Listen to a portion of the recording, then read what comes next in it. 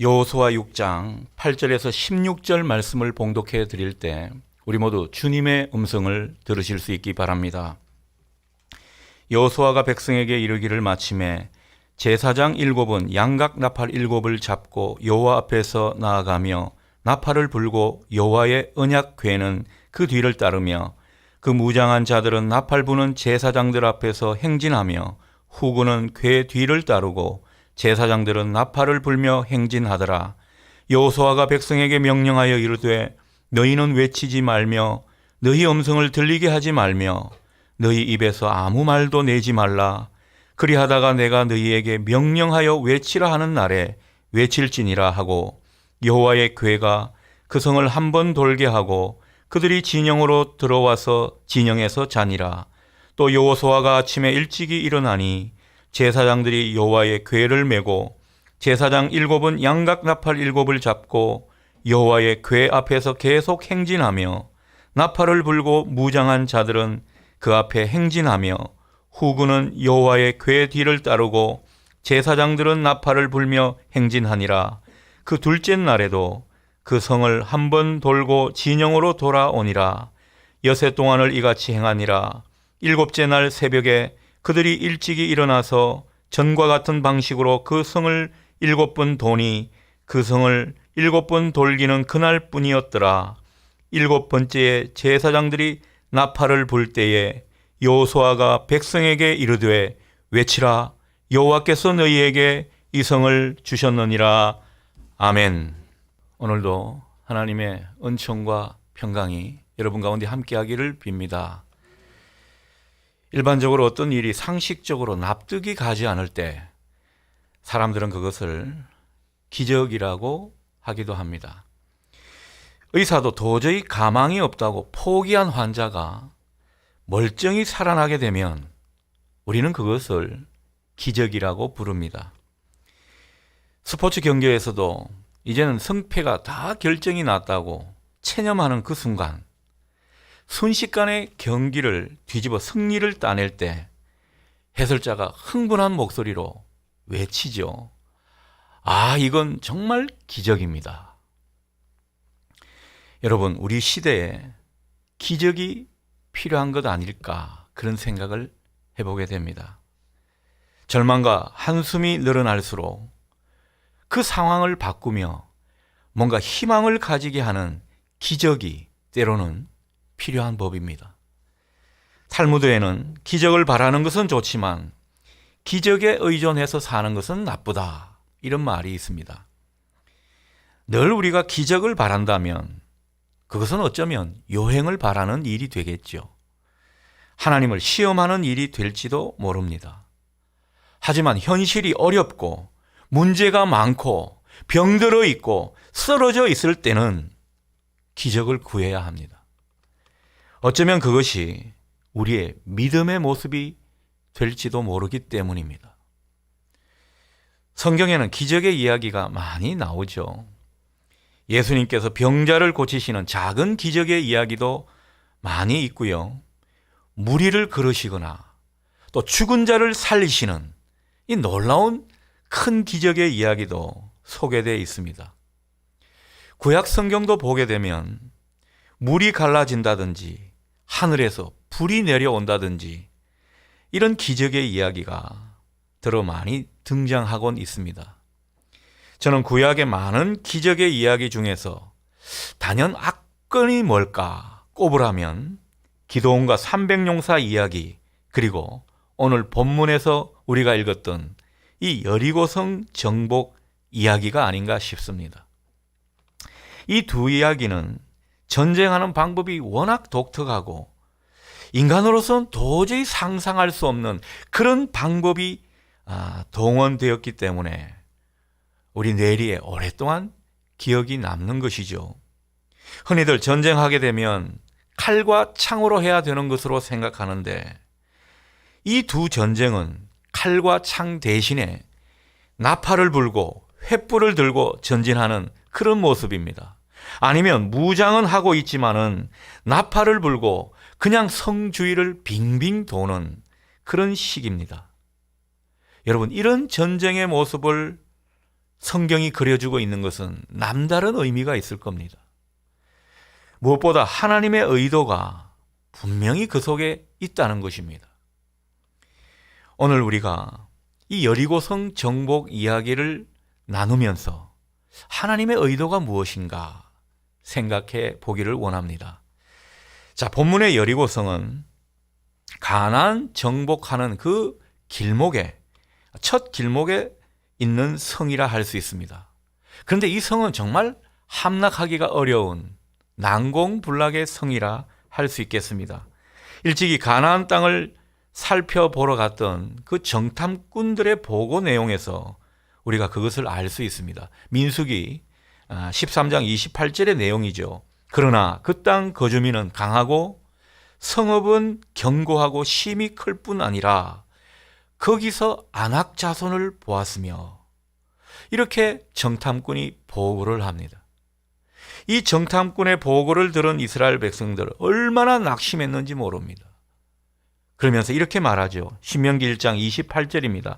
그 백성은 우리보다 장대하며 그 성읍들은 크고 성곽은 하늘에 닿았으며 우리가 또 거기서 안악 자손을 보았노라 하는도다. 여러분, 이 정탐꾼의 보고를 받는 이스라엘 백성들이 더 두려움을 느끼는 것을 이들이 말하는 것을 통해서 느끼게 됩니다. 그러니 이 여리고성이 어떤 것인지 느끼게 되죠. 오늘 본문 1절도 보면 여리고는 굳게 닫혔고 출입하는 자가 없다, 이런 말을 우리에게 전해줍니다. 그러니 이 모든 느낌을 하나로 생각하면 이 여리고성은 정말 정복하기가 어렵겠구나. 여리고성을 정복하는 이 싸움은 굉장히 힘든 전쟁이구나, 이런 생각이 든다는 것입니다. 여호수아와 이스라엘 백성들이 아마 그런 생각을 했을 겁니다. 자, 그러나 뜻밖에도 2절을 보게 되면 하나님께서 여호수아에게 말씀을 주시는데 이런 말씀입니다. 내가 여리고성을 넘겨주었다. 하나님께서 여호수아에게 뭔가 전쟁에서 승리할 거라는 그런 확신을 주시는 그런 말씀을 전해주고 있습니다. 여러분, 이 말씀이면 어쩌면 이 전쟁에서 승리할 거라는 확신이 될 수 있습니다. 왠가 하니까 이스라엘 군대는 이미 요단강 동편에서 몇 차례 전쟁을 승리한 경험이 있습니다. 이때 이스라엘 백성들 얼마나 사기가 충천했는지 모릅니다. 게다가 이스라엘 군대는 이미 요단강 동편 쪽에 그 땅을 분배받은 르우벤 자손, 갓 자손, 므낫세 반지파 등 이 두 지파 반의 그 군대들이 이 전위대로 앞장서고 있는 상황이었습니다. 여러분, 어떻게 보면 전쟁에 참여하지도 않아도 될 그런 군대가 전위대로 앞장서고 있다는 것은 이들이 모범을 보이면서 이스라엘 군대가 얼마나 단합이 되었는지, 하나로 뭉쳤는지 그것을 보여주는 것입니다. 수차례의 승리의 경험이 있고 온 군대가 단합하는 상황이고, 그리고 하나님이 주시는 승리에 대한 보장의 말씀까지 있게 되니 전쟁하기가 이보다 더 좋을 수는 없었습니다. 자, 이제 이스라엘 백성들은 담대하게 나가서 싸우면 됩니다. 작전만 잘 세워서 나가서 싸우게 되면 이기게 돼 있는 그런 어떤 전쟁이라고 할 수 있습니다. 그런데 이게 웬일입니까? 작전에서 그만 문제가 생기고 말았습니다. 하나님께서 지시하신 작전이 도저히 상식적으로 납득이 되지 않는 작전입니다. 하나님께서 지시한 작전이 어떤 것입니까?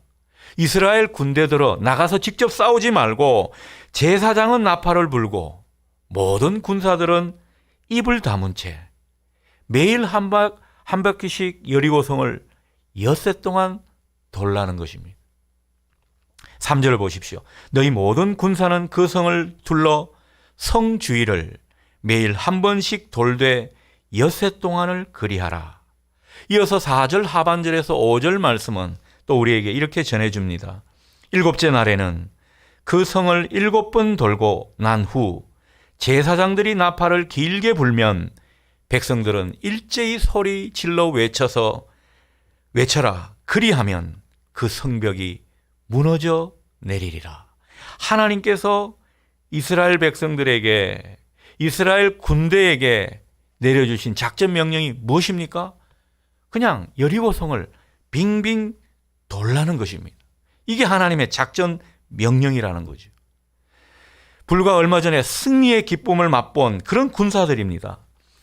여러분, 고기도 먹어본 사람들이 맛을 안다고요. 승리의 맛을 본 사람들은 얼마나 이 싸울 날만 고대하는지 모릅니다.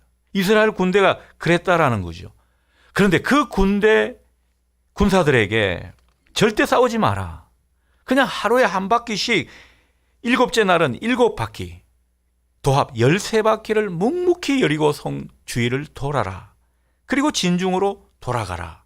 이렇게 명령하고 계시더라는 것입니다. 뭐 뺑뺑이 돌리는 것도 아니고 계속 성 주위를 돌라고 하니 이스라엘 백성들 입장에서 돌지 않겠습니까? 하나님은 왜 이런 말도 안 되는 명령을 하시는가? 하나님은 어떤 의도로 이런 말씀을 하고 계신가? 우리에게 또 어떤 메시지를 주시는 것인가? 그런 생각을 해봅니다. 자, 오늘 본문 6장을 쭉 보게 되면 하나님께서 지시하시는 그 작전 내용이 어떻게 전개되는지 우리에게 그려주고 있습니다. 2절에서 5절은 하나님께서 여호수아에게 명령을 내리시죠. 6절에서 10절은 여호수아가 제사장들과 백성들에게 그렇게 명령을 전달합니다. 그리고 12절에서 15절은 하나님의 지시대로 이스라엘 백성들이 여리고성 주위를 도는 그런 내용이 기록되어 있습니다. 16절에서 19절 이 부분에는 마지막 7째 날 여호수아가 백성들에게 당부하는 그런 내용이 이어지고 있습니다. 드디어 20절에서 마침내 여리고성이 무너지게 되고 이스라엘 백성들이 그 성을 점령하게 된다는 그런 내용이 기록되어 있습니다. 자, 그런데 좀 이상한 게 있습니다. 본문의 내용이 쭉 전개해 오다가 하이라이트라고 할 수 있는 그 부분에서 너무 밋밋하게 돼버린다는 점입니다. 20절 상반절이 하이라이트 부분이라고 할 수 있는데 한번 볼까요? 이에 백성은 외치고 제사장들은 나팔을 불매 여리고성이 무너져 내린지라. 여러분, 별다른 설명이 없습니다. 뭔가 드라마틱한 내용을 추가하지 않았습니다. 결과를 별로 중요하게 취급하지 않는 느낌입니다. 그러니 극적인 효과를 이 문학적인 부분에서 추가하지 않았던 것입니다. 그러니 본문에서 강조하는 것은 이 부분이 아니라 오히려 11절에 집중이 되는 느낌입니다. 11절 내용이 어떤 것입니까? 여호와의 궤가 그 성을 돌게 했다. 이 표현입니다. 그러니까 이 전쟁에서 중요한 것은 어떤 것입니까? 여호와의 궤, 하나님의 그 언약의 궤가 그 성을 도느냐, 이것이었습니다. 이게 중요했습니다. 여러분, 여호와의 궤는 하나님이 함께 하심, 하나님께서 나타나셔서 역사하심, 그것을 상징하는 겁니다. 본문의 장면을 그림으로 보게 되면 여리고성을 이스라엘 군대가 쭉 돌게 되는데 그 여호와의 궤는 이스라엘 군대의 그 진영의 중심에 있습니다. 이스라엘 그 군대 행렬의 중심에 여호와의 궤가 있더라는 것이죠. 무슨 뜻입니까? 하나님께서 그 중심에 함께 하셨다. 그런 뜻이 되겠습니다. 자, 그렇다면 오늘 본문을 통해서 하나님께서 우리에게 말씀하시는 게 무엇입니까? 첫 번째는요, 하나님께서 이스라엘과 함께 하신다. 하나님께서 이스라엘의 중심에 계셔서 그들과 함께 싸우신다. 이런 내용입니다. 그리고 하나님께서 중심이 되어서 싸워야 승리한다.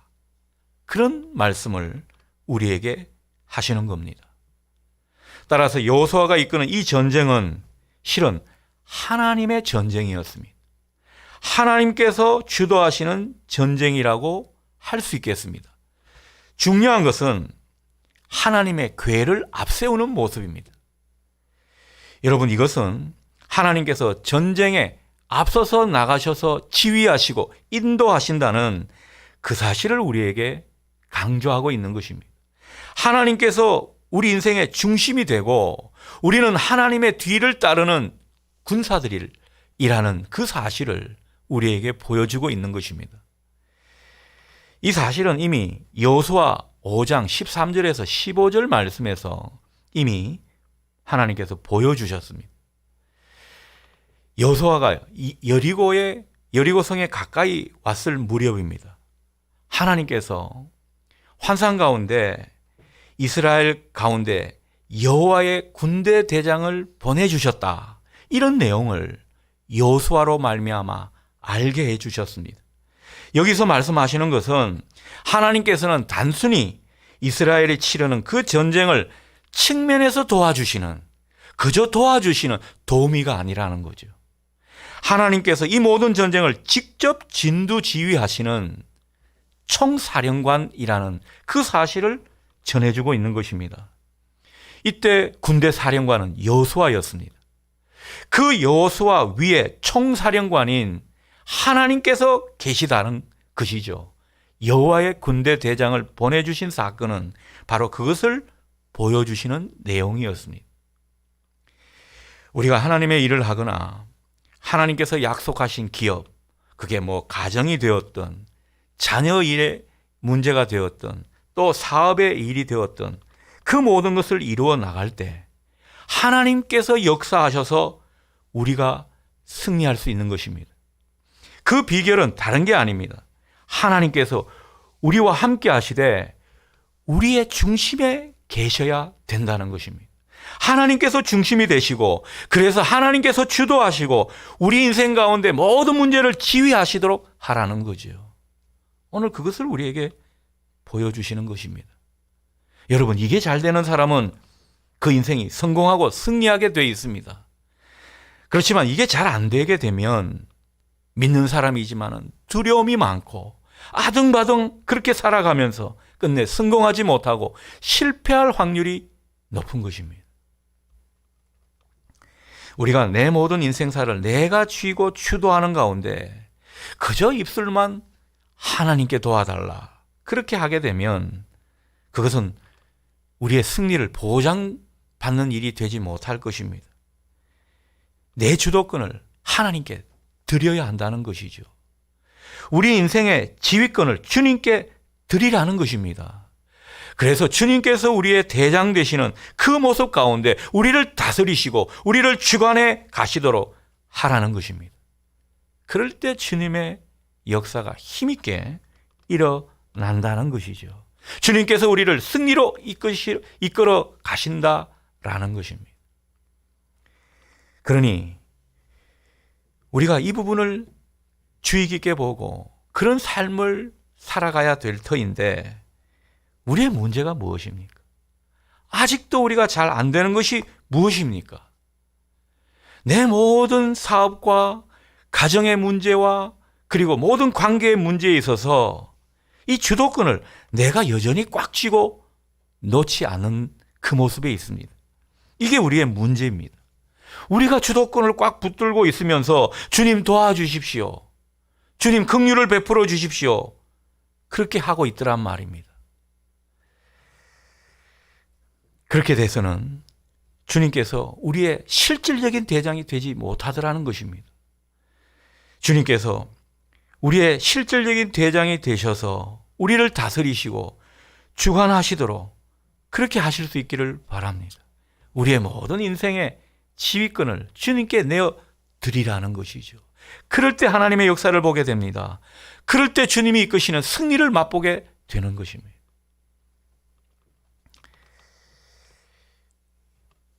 주님께서 때로는 이 모습 가운데 군대 대장이 되셔서 놀라운 기적의 일을 행하실지도 모른다는 것입니다. 오늘 우리에게 그 말씀을 하고 있는 것입니다. 자, 본문에서 두 번째로 하시는 말씀은요, 말씀대로 순종하라는 것입니다. 오늘 본문을 가만히 묵상해 보면요, 하나님께서 자기 백성들을 위해서 앞서서 나가셔서 싸우시고 승리하게 하시는데, 이 모든 것은 다 하나님의 백성들의 순종함의 발판이 되었습니다. 그 순종을 통해서 하나님의 놀라운 역사가 일어나게 된 것이라는 거죠. 사실 모든 전쟁은 하나님이 주관하시는 것이고, 하나님이 주관하시는 모습 속에 하나님께 순종하는 사람들이 이루어낸 이 합작품이라는 것입니다.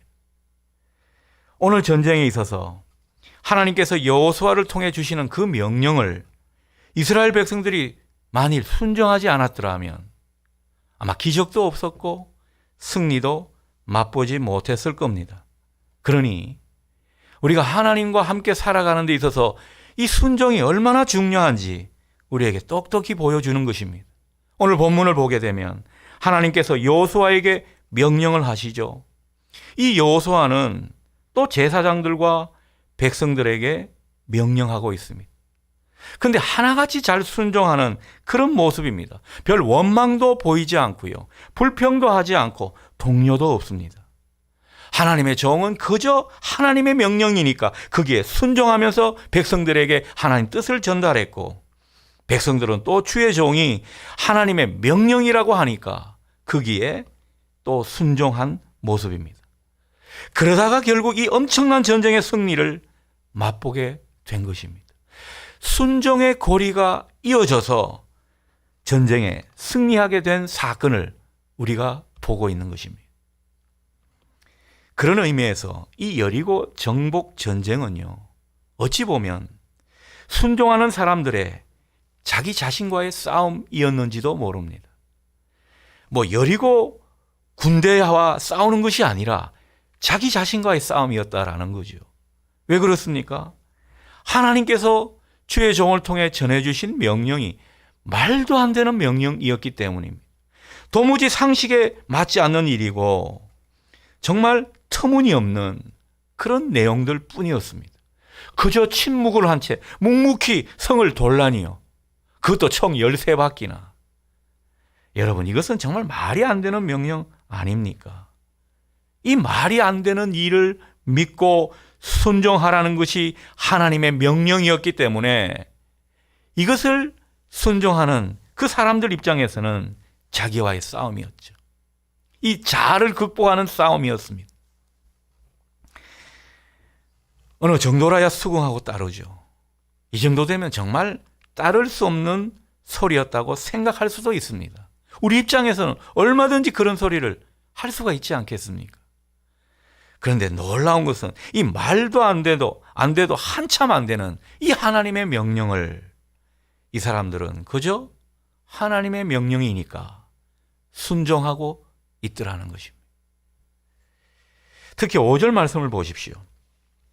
온 백성이 마지막 때에 7 제사장들의 그 양각 나팔 소리에 맞추어서 소리를 지르면 여리고성이 무너지게 될 것이다. 이 말씀을 들었을 때 여러분, 이 이스라엘 백성들의 입장에서 이 말을 믿어야 할지 말아야 할지, 이 말에 순종해야 될지 순종하지 말아야 될지 얼마나 혼돈스러웠겠습니까?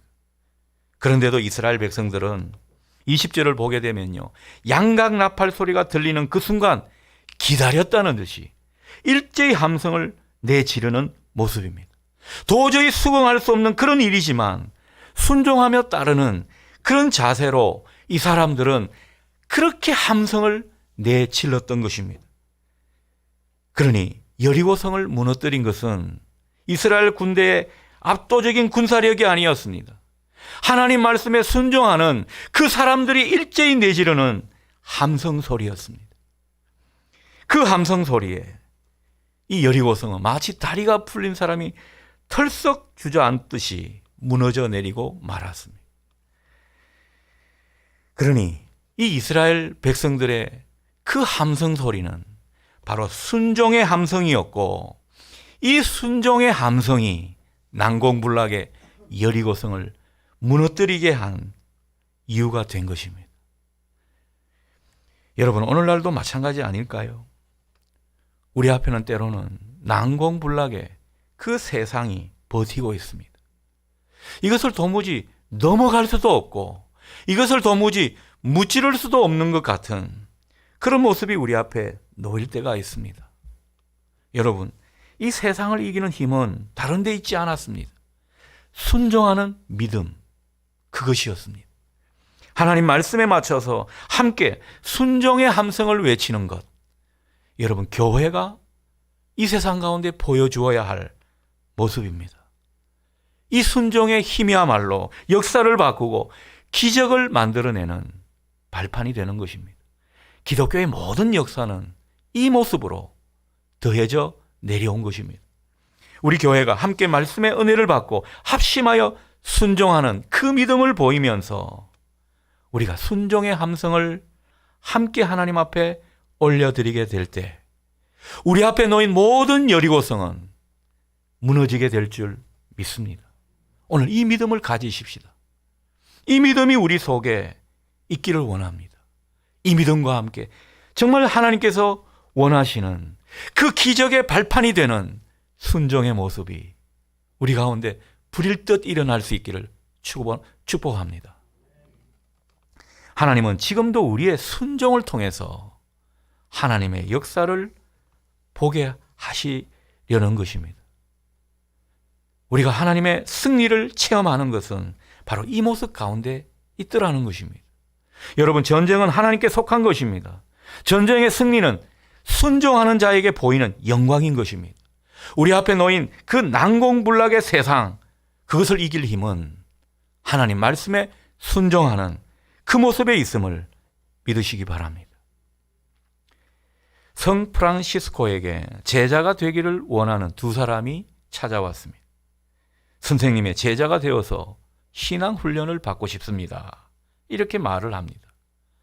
이 두 후보에게 프란시스코는 이런 요청을 하게 됩니다. 당신들이 밭에 나가면 배추들이 많이 있을 텐데 그 배추들을 가져다가 뿌리를 하늘 쪽으로 하고 그 배추를 땅에 심으십시오. 그렇게 말을 하고 있습니다.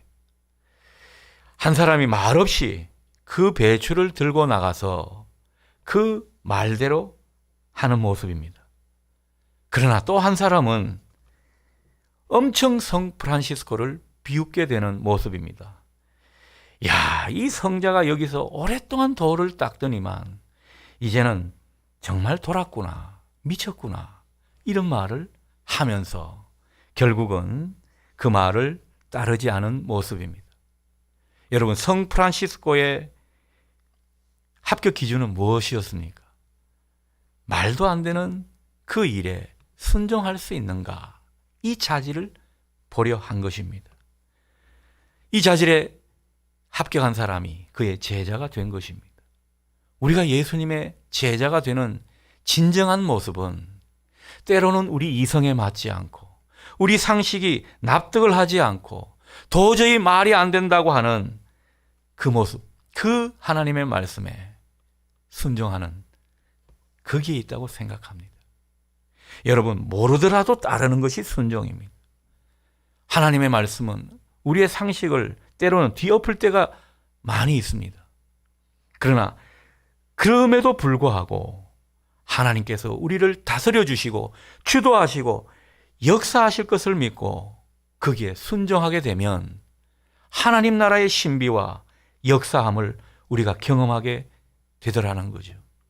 우리는 순종함으로써 거룩해지는 사람입니다.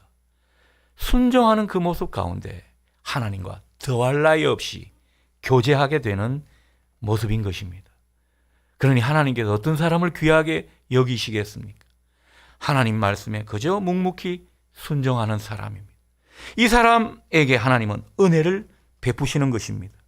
하나님의 능력이 임하게 하시고 은총이 내려오도록 그렇게 역사하시는 것입니다. 여러분, 정말 순종할 때 복이 내려오는 것임을 믿으실 수 있기 바랍니다. 중요한 것은 우리가 이렇게 순종하다 보면요, 우리가 하나님을 더 알게 되더라는 거죠. 순종하지 않을 때는 하나님을 제대로 알지를 못합니다. 순종하고 나서 정말 하나님이 우리 인생을 어떻게 이끄시는지 더욱 분명하게 알게 되고 우리 신앙이 그래서 더욱 단순 명료해진다는 사실입니다. 여러분, 우리 신앙이 단순해지게 되면 그만큼 우리 삶도 자유해지게 되는 것입니다. 저는 여러분들이 자유한 인생을 사시기를 바랍니다. 어떤 것에도 거침이 없고 막힘이 없고 두려움이 없는 그런 인생을 사시기를 바라는 것입니다. 바로 순종의 사람이 그런 인생을 살게 되는 것입니다.